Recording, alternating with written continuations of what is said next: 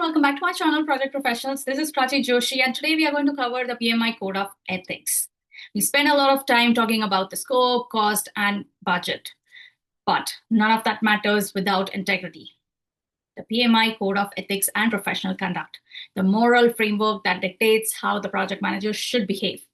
The entire PMI Code is built on 4 core values that guide our decisions, even when they are tough. So let's dive right into it. As you can see on the screen, the PMI code is focused on 4 core values, that is responsibility, respect, fairness, and honesty. So let's look at each one of them. Responsibility. This is your duty to the customer and to the public. You're obliged to make decisions and take actions that are in the best interest of the society, public safety, and the environment. You must own your work and its outcomes as a project manager. Next is the respect.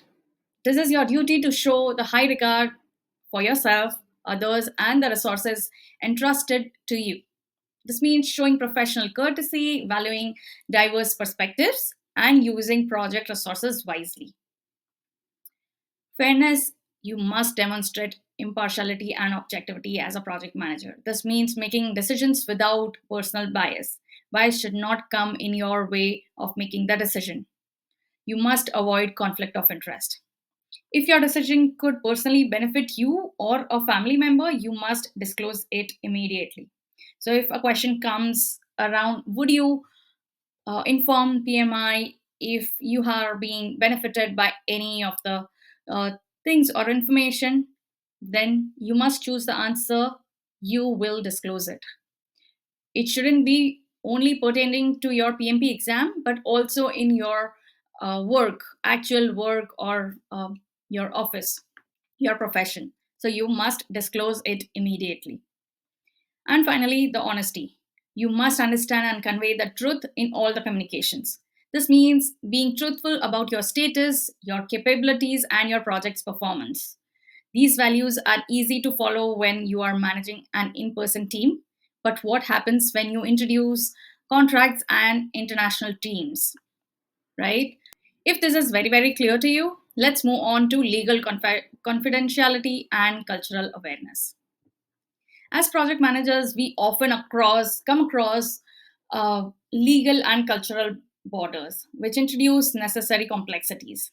Legal and confidentiality duties, which means follow laws and customs. You must always follow the local laws, regulations, and ethical customs of the country where the work is being performed. You might get a question on this. I got a question on this where it asked that if you are doing a business or working with an outside client, which is outside of your country, and they give you a gift, would you accept it or not? So answer it logically. If the country's law is to give gifts to the partnering company or organization, they will give you the gift. But what's your responsibility? You must always follow the local laws. You don't have to say no, you can't accept it bluntly. You have to follow the local laws and regulations. And maybe later on you can return the gift, but you must disclose that you have received the gift to your company or organization. You see how everything is interconnected, yet different terminologies. So make sure all the terminologies are clear, because this is one of the favorite questions of PMI. They will ask you questions around the PMI ethics and code of conduct. Moving on to confidentiality, that is privity. This is a legal concept where only the parties involved in a contract, the buyer and the seller, have the rights and obligations under it, not the third party. Remember, only 2 parties involved in the contract have the rights and responsibilities and obligations under it. Third party is not involved. You must respect this legal boundary and maintain the confidentiality of all the sensitive project information. You cannot leak the information you should not, right? And finally, the cross cultural awareness. What does it mean?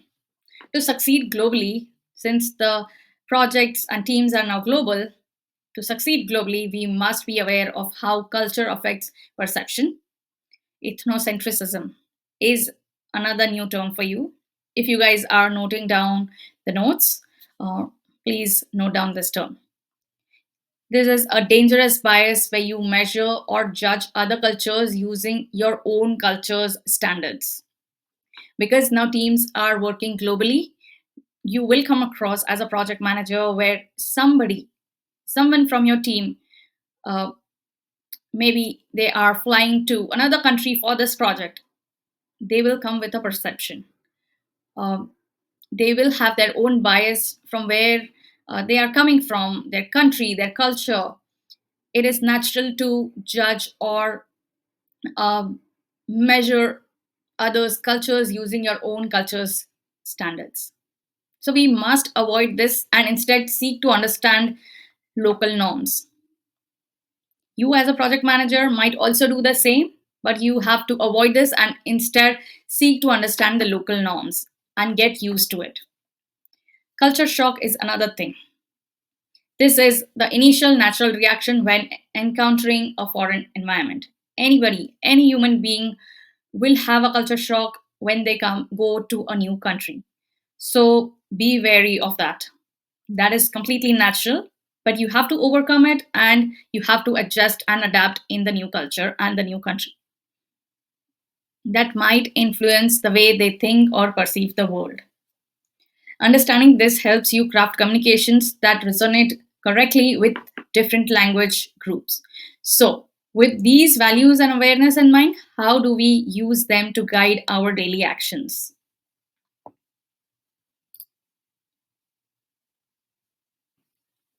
The Code of Conduct turns these four values into practical behaviors for a project manager.